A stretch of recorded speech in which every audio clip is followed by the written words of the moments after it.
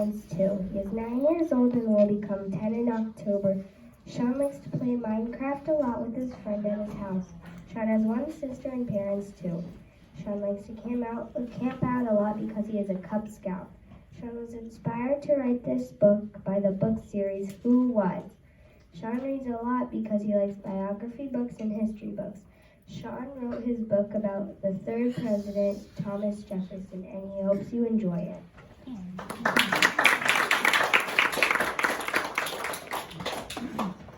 All about Thomas Jefferson. Thomas Jefferson was born on April 2nd, 1743, on his family's plantation Sadwell in central Virginia. Thomas Jefferson was a very special man, and he was our third president. You may see him on a nickel or maybe Mount Rushmore. He also wrote the Declaration of Independence. When he was young, he grew up in a house inside a plantation, and he was one of the many children who was homeschooled. He liked to learn, and his teacher would push him to learn more. In his free time, he would play the violin. By the age of 13, he was a very tall, redhead boy with freckles. He was 5 feet and 6 inches tall. In the summer of 1757, his father, Peter Jefferson, was becoming ill. That August, when Thomas was 14, his father died, and he was crushed. As the oldest child, he had the most power over his family's land. He had 2,500 acres of land and 30 slaves. By the age of 21, he went to college. He worked hard to study a lot. His friend, the governor of Virginia, helped him study. He would meet with him every day to learn about the law to become a lawyer. Still, in his free time, Thomas would play the violin. After he finished college, he started to work at the House of Burgess. Throughout his whole life and while he was at the House of Burgess, he was very quiet.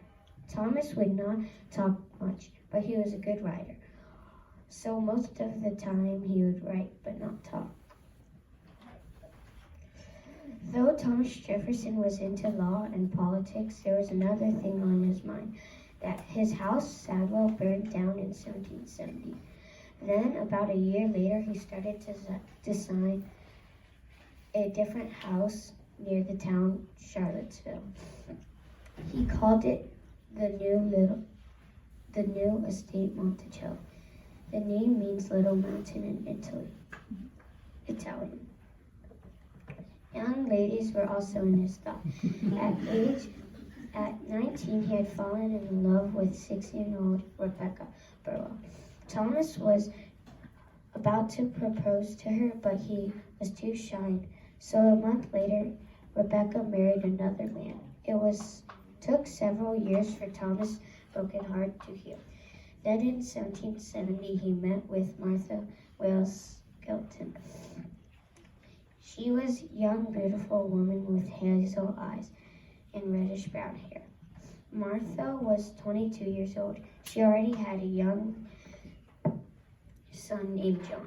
Martha and Thomas fell in love and they got married. They spent a lot of time playing music together. Thomas would play the violin and Martha would play the piano. In 1775, the tall redhead Virginian had taken his seat in Congress. Like before, he had rarely said a word. Everybody knew Thomas had a way with the pen. A little time after, people of the 13 colonies were hoping to gain their independence from England. They were looking for somebody to write the Declaration of Independence. They thought of some people such as Benjamin Franklin, John Adams, Roger Sherman, Robert Livingston, and Thomas Jefferson. It came down to two people, John Adams and Thomas Jefferson. They both didn't want to write it. John Adams kept on making reasons that Thomas was better than him. So then Thomas sat at a portable desk and started writing about all people are created equally.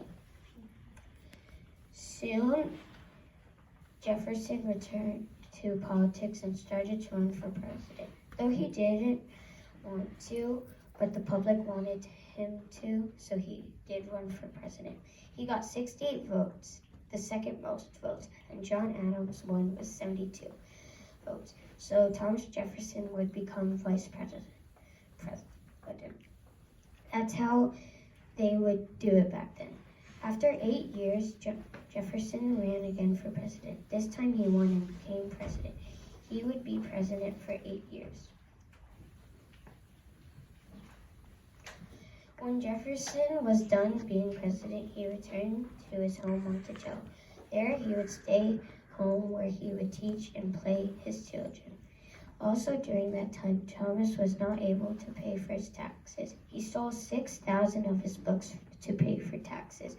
For the rest of his later years, he would write to John Adams and they became good friends and pen pals. Thomas Jefferson got older and wasn't well on July 1st. He said, "I'll live until July 4th, the 4th of July." So he lived to the 4th of July, and on that day, he died. John Adams also died on July 4th, the same exact day as Thomas Jefferson. We will remember both Thomas Jefferson and John Adams on a very special day, the 4th of July.